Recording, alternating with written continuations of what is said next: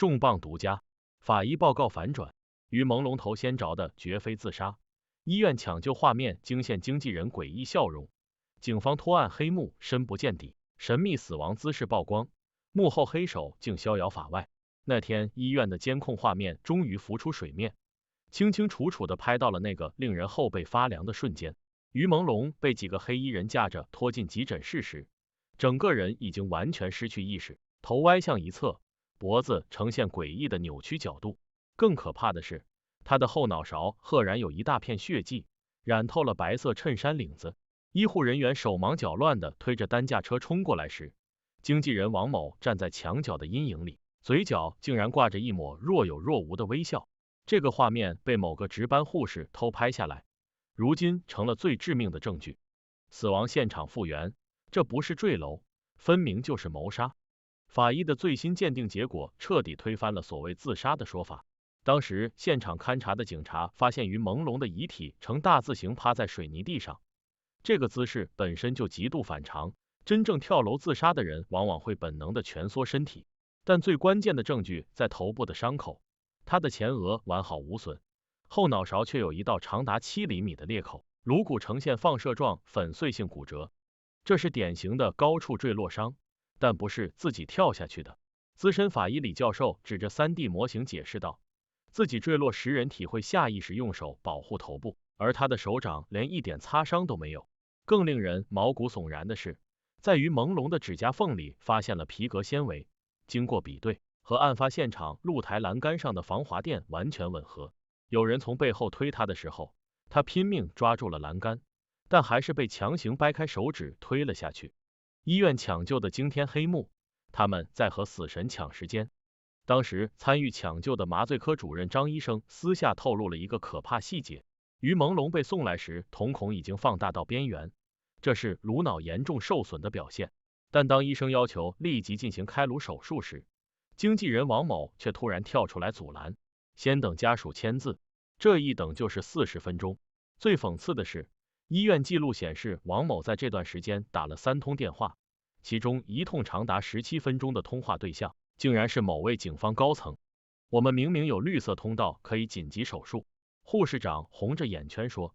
后来主任硬是顶着压力上了手术台，可打开颅腔才发现他突然哽咽，整个小脑都摔碎了，脑干就像被搅烂的豆腐。死亡时间线大反转，那关键的90分钟去哪了？官方通报称于朦胧是凌晨1点坠楼，1点15分被发现，但住在同小区的狗仔队老王却提供了完全不同的说法。那天12点40分我就听到砰的一声，特别响，我还特意看了表。更诡异的是，小区监控显示王某在12点38分急匆匆的离开单元门，开车扬长而去。如果这个时间是真的，就意味着于朦胧的尸体在地上躺了将近1个小时，而法医在尸检报告中提到的尸体被移动痕迹也有了合理解释。有人特意推迟了报警时间，就为了制造不在场证明。警方调查的惊天漏洞，23处关键证据离奇消失。一位不愿意透露姓名的刑警透露，这个案子从一开始就很怪。最先到达现场的民警没有按照规定封锁现场，本该24小时值守的办案人员连续3天临时有事，最关键的露台指纹报告拖了2个月才出来，结果上面只有于朦胧一个人的指纹。我们都觉得不对劲。这位老刑警猛吸一口烟，现场勘查照片里明明拍到栏杆上有手套印痕，可最终报告里这也不见了。更离谱的是，当晚11楼的监控恰好故障，但技术恢复后发现是被人为删除的，不是格式化，是专业人士用专用设备清除的。独家深扒于朦胧案惊天反转，再爆新料，血液检测惊现4种混合毒物，经纪人私下密谋录音曝光，必须让他死得像猝死。警方高层收钱画面遭偷拍。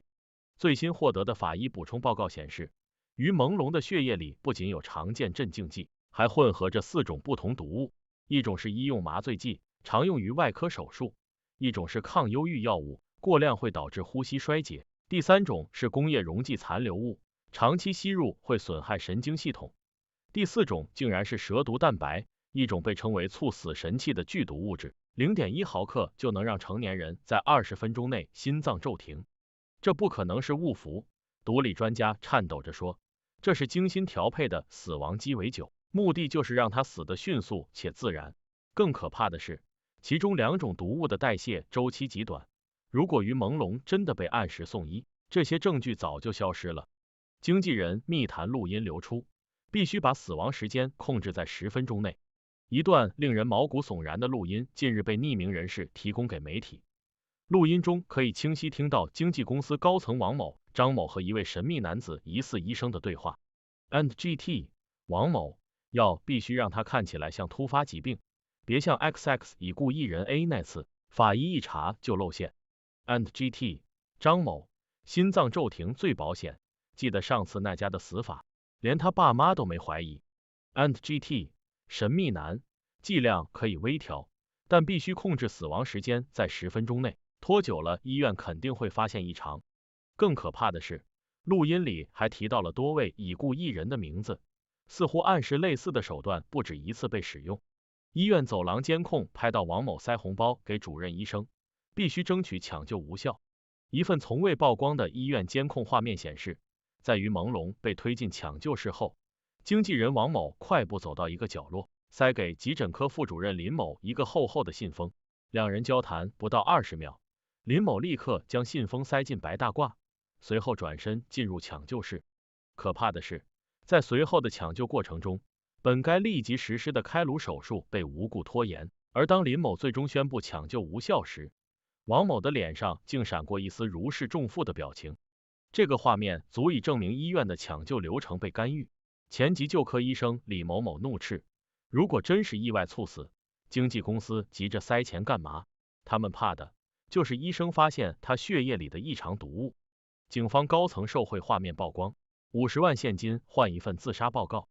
更惊爆的是，某调查记者偷拍到了一段长达8分钟的视频，视频中清晰可见某警方高层负责人在某高档会所包厢里，从一个西装男子疑似经纪公司高管手中接过一个黑色公文包，里面是整整齐齐的50万现金。随后2人举杯庆祝，西装男子笑着说，你放心，法医那边我已经打点好了，报告上只会写意外坠落。更丧心病狂的是，警方后来竟然拒绝对于朦胧的手机、电脑进行取证，理由是案件已定性。但这些电子设备本该是最关键的物证，如果能查到他生前最后收到的威胁短信、通话记录，真凶早就曝光了。经纪公司谋杀名单惊现，8位艺人死法惊人相似。从内部人士处获悉，警方近期搜查经纪公司总部时，意外发现一份艺人管理档案，上面详细记录了近5年内8位已故艺人的死亡细节。2020年7月，某女演员意外服药过量，法医报告显示血液含大量安眠药，但亲友透露她从不吃安眠药。2021年3月，某男歌手练习时突发心脏衰竭，事后发现他死亡前3天刚和公司解约。2022年1月，某偶像男团成员演出后台缺氧晕倒，但现场监控竟在事发前5分钟巧合故障。2023年5月，于朦胧坠楼自杀，但法医最新鉴定证明他是被推下去的，这简直是一份谋杀流水账。某资深刑警愤怒表示，如果不是于朦胧的案子闹得太大，他们可能还在继续消音艺人。粉丝复仇行动升级，黑客攻破公司内网，500GB 黑料外泄。在案件持续发酵的同时，一群自称朦胧之眼的黑客组织宣布，他们已入侵经纪公司的加密服务器，并下载了近500GB 的内部文件，其中包括阴阳合同艺人实际收入不到合同金额的10%，偷税漏税账簿，5年逃税超3亿，非法药物采购记录麻醉药、蛇毒蛋白等高危毒物的进货清单，艺人处置备忘录对不听话的艺人进行药物控制或教训。更惊悚的是，这份数据里甚至包含一个名为终结者的文件夹，里面详细记录了如何让一个人看起来死于意外的7种手法，其中就有高空坠楼的详细步骤。家属愤怒发声，警方再不作为，我们就自己查。于朦胧的姐姐近日在接受采访时崩溃大哭，我弟弟根本不是自杀，他们警方连最基本的证据都不查，就是在包庇凶手。他透露，家人早在案发后就提供了多条于朦胧生前被威胁、恐吓的录音，但警方却迟迟没有立案调查。更离谱的是，于朦胧的手机明明记录了他死前最后一通电话是打给经纪人王某，但警方却在报告中刻意忽略了这一点。如果他们不查，我们就自己找真相。家属代表怒吼道，就算是倾家荡产，我也要让凶手付出代价。最新进展，国际刑警或介入调查。由于案件涉及跨国洗钱、谋杀、毒品犯罪多重罪名，国际刑警组织已收到相关举报，或将联合多国执法机构进行调查。一旦成真，那些自以为在国内能一手遮天的幕后黑手，很可能面临全球通缉。而更讽刺的是，某些曾极力压制舆论的警方高层，近日竟然开始悄悄删除社交媒体上的相关内容，似乎已经嗅到了危险。本文将持续追踪最新动态，真相或许会迟到，但绝不会缺席。血泪控诉于朦胧死亡事件后续，父母跪求重查视频引爆全网，哥哥持刀闯经纪公司被拘，他们用20万封我口前保镖泣血作证，父母当街下跪求公道，路人泪目相扶。7月的烈日下，一对头发花白的老人突然跪在北京某分局门口，颤抖的双手高举着儿子生前的照片。于妈妈声嘶力竭的哭喊，我儿死得太惨了，求求青天大老爷开眼啊！他当场昏厥被送医，诊断出严重的心脏早搏。于爸爸老泪纵横的向围观众人展示手机里保存的遗体照片，儿子后脑勺狰狞的伤口，扭曲变形的食指，每一张都令人触目惊心。他们说我儿子是自杀，你们看看。老人指着照片中于朦胧西装内衬渗出的大片血迹，坠楼怎么会有这么多血？这是活着的时候就被打出来的啊！现场50多位路人自发组成人墙护送二老，有人拍下视频上传后迅速突破8000万播放量。亲哥哥持菜刀闯公司，监控拍下震撼一幕。在于父母下跪视频曝光的同一天，凌晨3点的经纪公司大楼监控拍下惊险画面，一个双眼布满血丝的男子手持菜刀疯狂劈砍公司大门，玻璃碎片四处飞溅。保安赶来制止时，男子嘶吼着把我弟弟的命还来。经证实，这名男子正是于朦胧的胞兄于晓峰。在被警方控制后，他情绪崩溃的交代，我在整理弟弟遗物时发现一张纸条，上面写着如果他们安排我猝死，一定要查 X 医生的注射记录。据悉，这张字条已被列为新证据，而涉事医生上月突然离职出国。前保镖冒死爆料，亲眼目睹死亡威胁现场。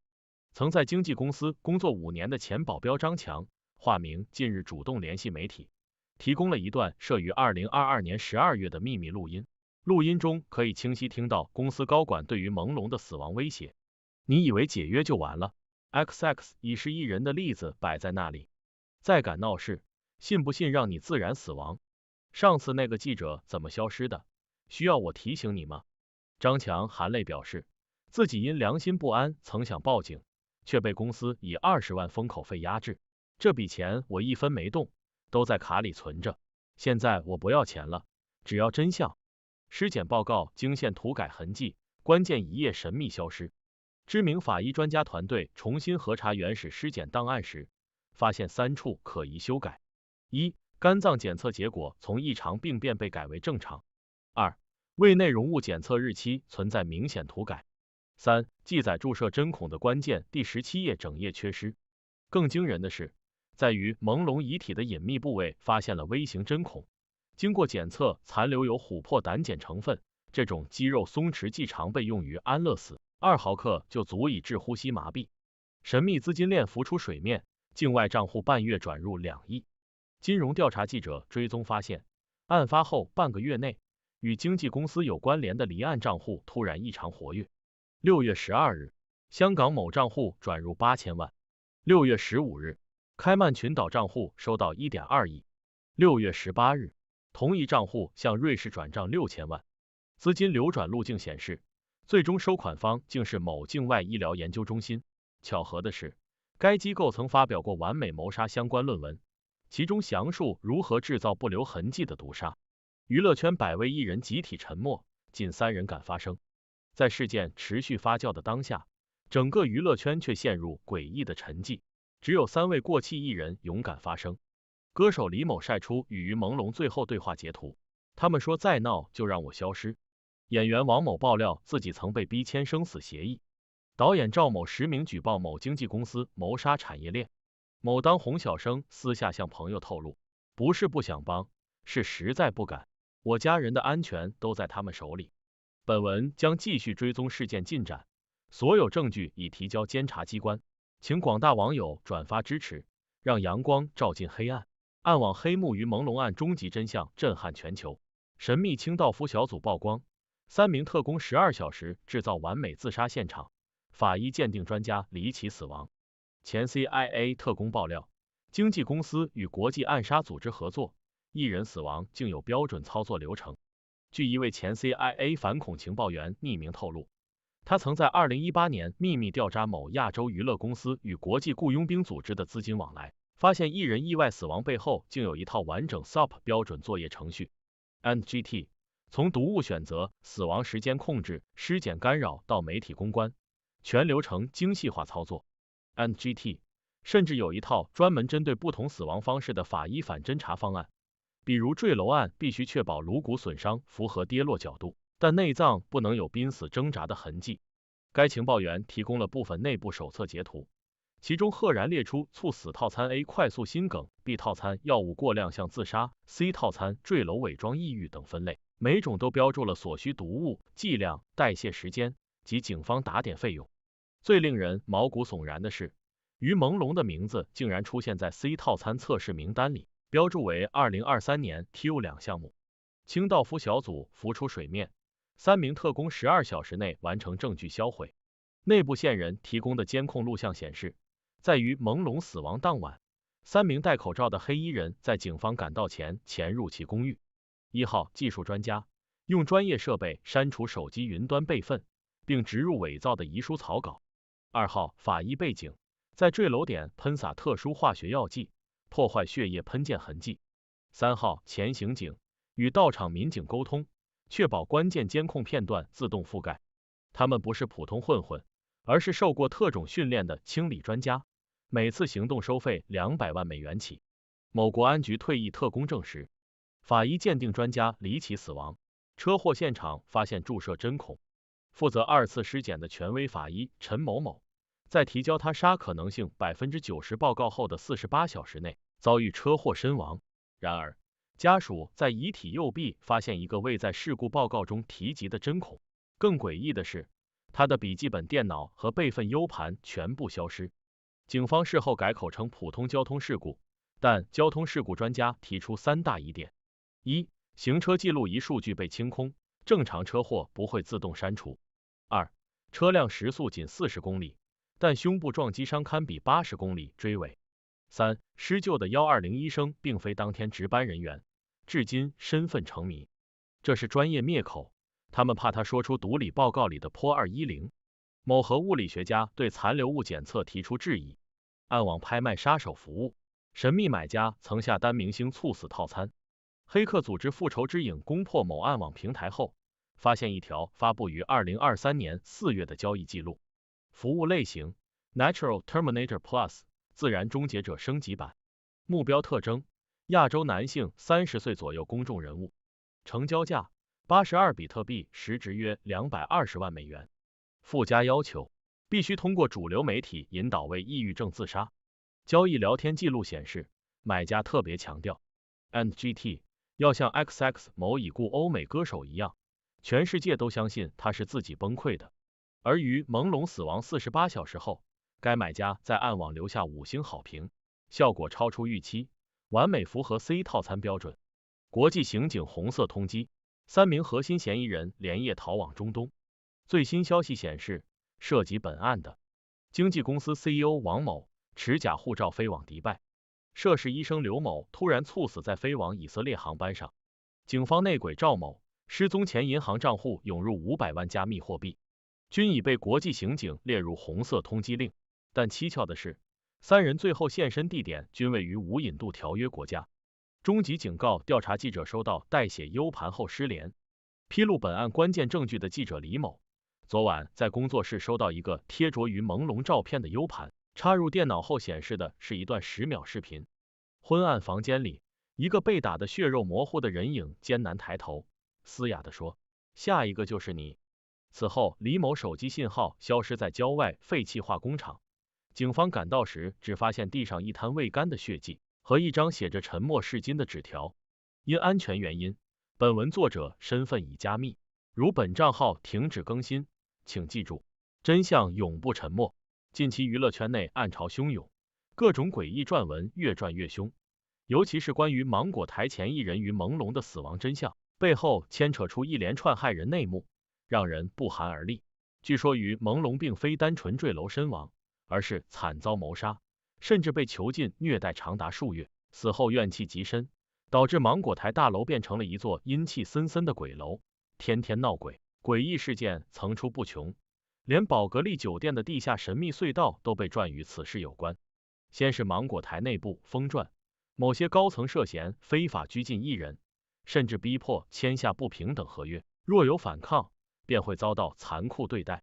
有离职员工爆料，于朦胧在坠楼前就已经失踪多时，内部早有传闻他被关在某处地下密室，原因是拒绝配合某些暗黑交易，不料后来竟离奇坠楼，整个过程疑点重重。诡异的是，事发后不久，芒果台的电梯开始频繁故障，经常有员工声称在凌晨看到电梯自动开关，监控画面甚至拍到一抹红色身影飘过，手持一面黑色令旗，吓得不少员工连夜辞职。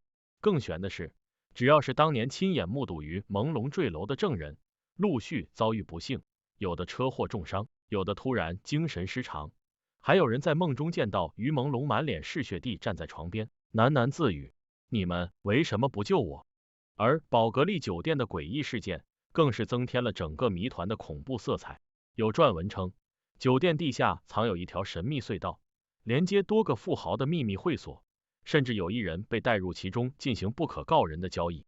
巧合的是，于朦胧失踪前的监控画面显示，他曾出现在宝格丽酒店附近，之后便人间蒸发。有风水师指出，该地的气场极其阴寒，甚至有厉鬼徘徊的迹象，若不是冤魂未散，绝不会有如此浓重的怨气。更惊人的是，有知情人士透露，于朦胧的死与一家名为标本的神秘公司有关。该公司表面是一家娱乐经纪企业，背后却涉足许多黑暗交易，甚至牵扯到洗钱和人口贩卖。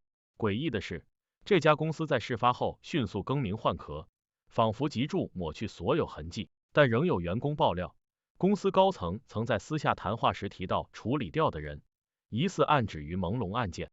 最让人毛骨悚然的是，近期有令媒透过地藏王菩萨临坛，声称于朦胧的魂魄仍在人间，怨气深重，迟迟不肯离去。令媒描述，于朦胧的亡魂被困在某个黑暗空间，身边还有其他几个面容模糊的灵体，疑似都是曾经受害的艺人。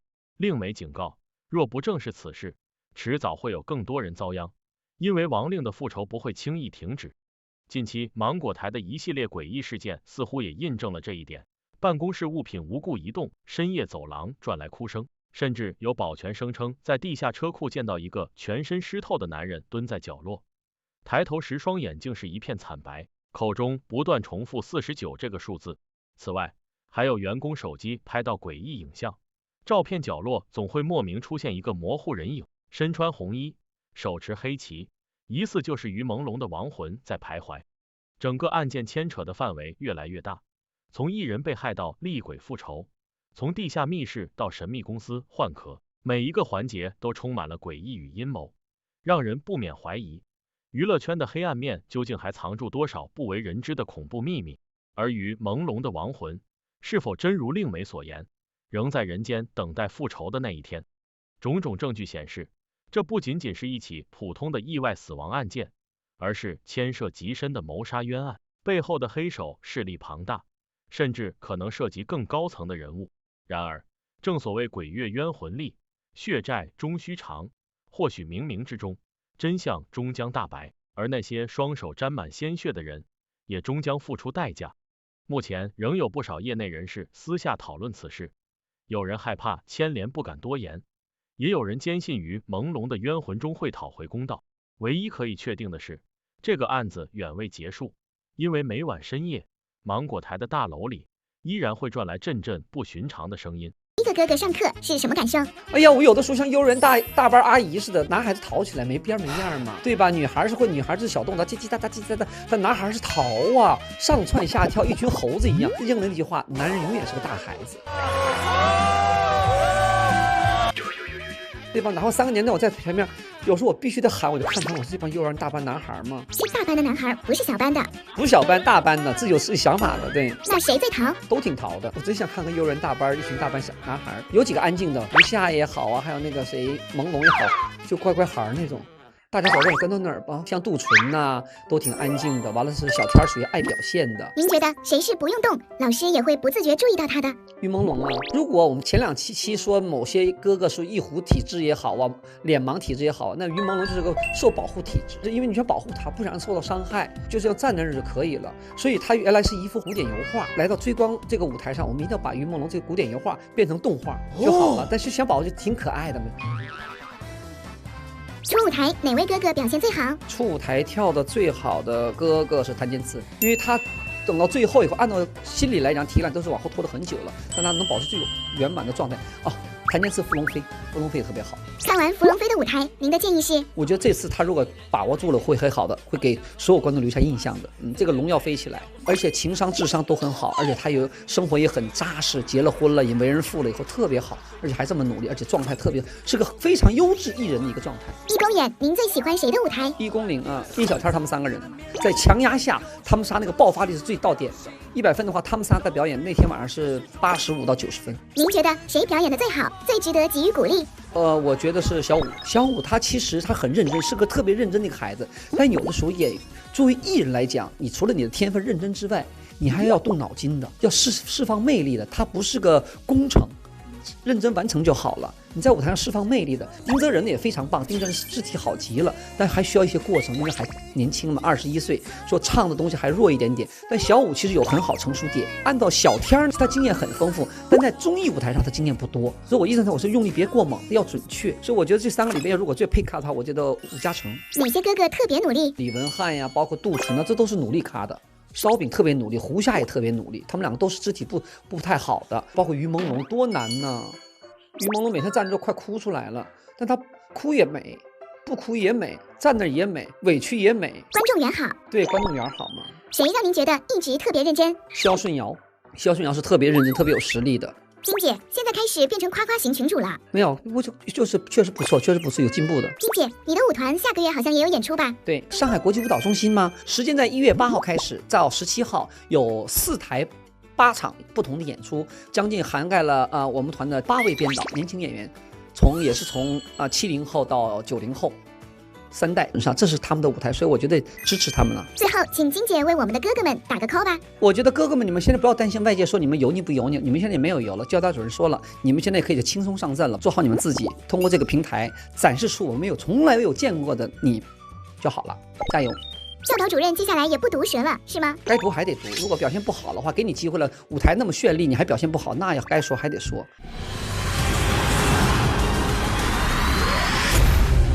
做过任何德云社以外的演出，那个时候那些年刚火，我基本上每天都在飞。21岁的时候，我在念大学，然后在购物台做模特。我在广州上大学，上大3，正在参加我燃烧不少年的海选。我21岁好像是我还没有出道吧，出道前1年。21岁的时候在海外，然后在不停的训练努力出道。刚来北京没什么事儿做，跟身边的朋友帮他们拍视频什么的。21岁的时候我刚刚来北京参加男团的训练。咋入选的？在网络上，在广州拍平面嘛，火了一下下，就是那个时候的网红。是因为向山下智久吗？也有很多人说过。你觉得什么样的表现算是红？通告不多，买家认为你很好，艺人是一个买家秀的一个状态，就是有人愿意去请你，就代表你红，你有价值。你觉得自己最红的时候是什么时候？太子妃刚播出的时候吧。我一直都不红，所以期待这次21岁红一次。你还不红？30年前都包车追你们了。这要别人说。我没怎么最红过。你知道你的好兄弟怎么回答吗？我自己最红的时候应该是未来吧。差不多啊。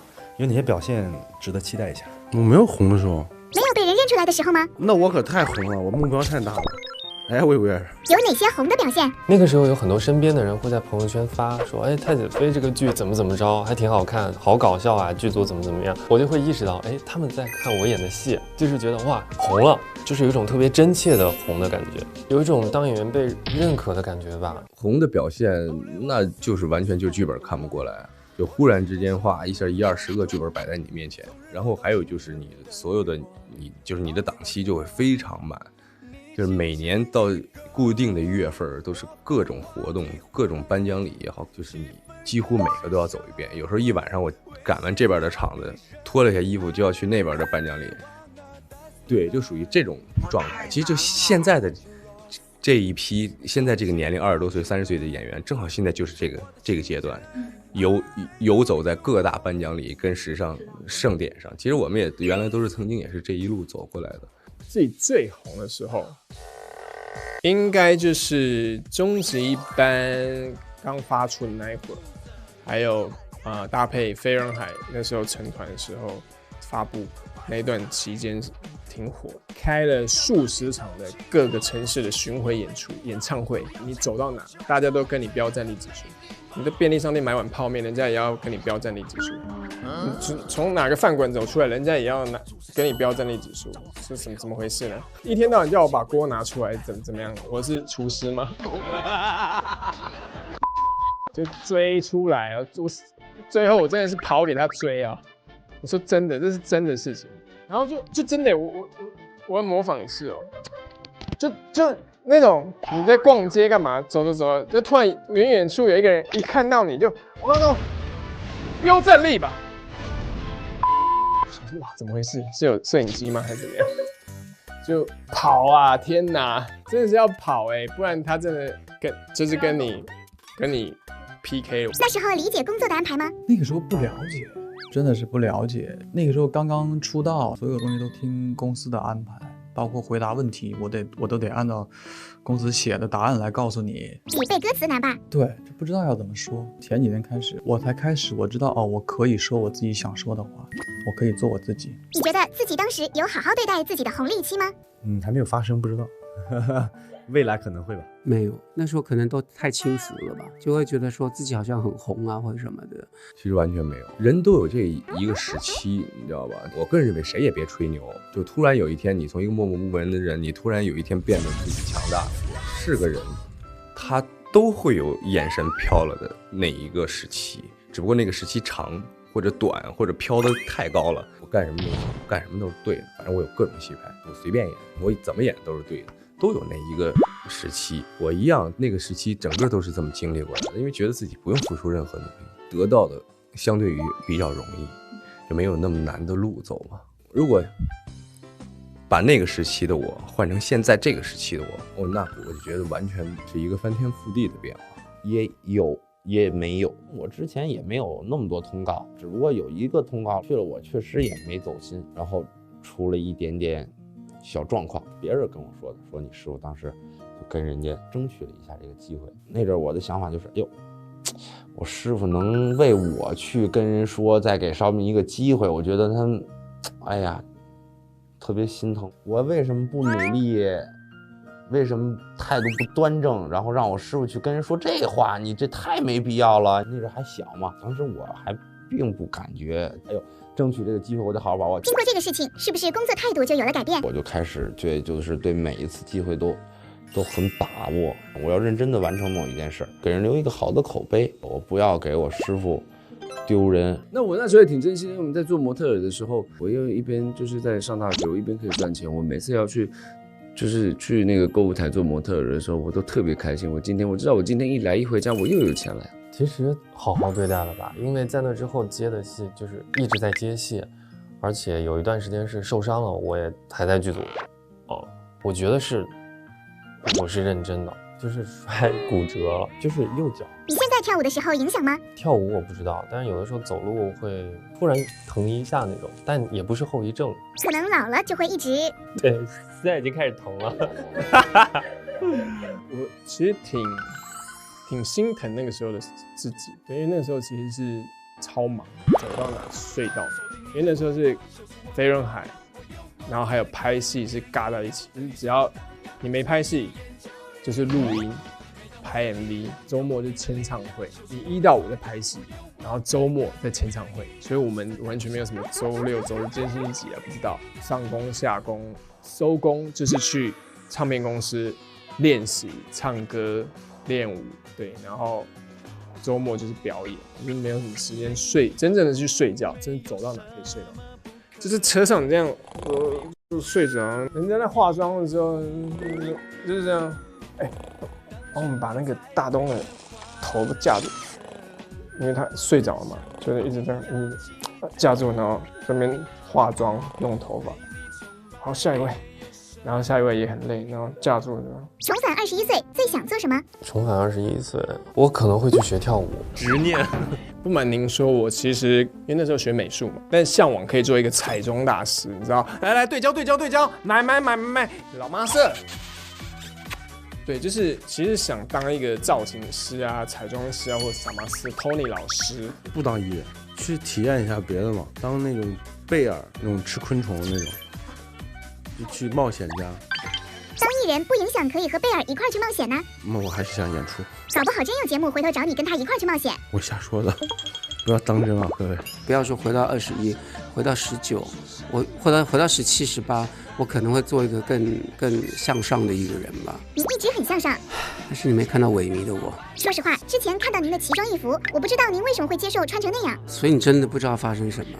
因为你不知道我出了专辑，那个专辑叫做《千面》。我觉得我是一个以核心做事的人，就是当下该做的事情勇于尝试，而不是说他穿成这样，他就是心态就怎么样，不是，那个只是那个阶段性。我是秉持了做一件事情的态度，我不能说我很勇敢，我只是说我做自己最快乐的事情。我没有想过这个问题，因为我觉得我没有任何可以后悔的。我认为我走过的每一步都是我小沈阳自己选择的，没有人逼我。如果重返21岁，最想对自己说什么或者做什么？好好保持身材，不要胖。你真是无忧无虑啊！哇塞，那时候真是无忧无虑啊！当时觉得自己无忧无虑吗？当时不觉得，选择没有错。当时还有毕业大戏，自己去争取了那个男1号，得到了，这个时候就因为去了那个就放弃了这个。你那时候太拼了，拼的有点伤到自己了。练习是有逻辑的，不要就是盲目的努力。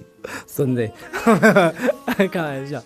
就觉得还好你坚持来了，因为你这个坚持背负的不是因为自己的梦想，而是妈妈的梦想。当她有一天看到我真的登上了我们家那个大舞台的时候，她就哭了。她跟姐姐说，希望我帮她走完她没有走完的路。妈妈最近有看你的舞台吗？看，所以说想对那个时候说，还好你坚持下来了，因为你现在成为了全家的骄傲。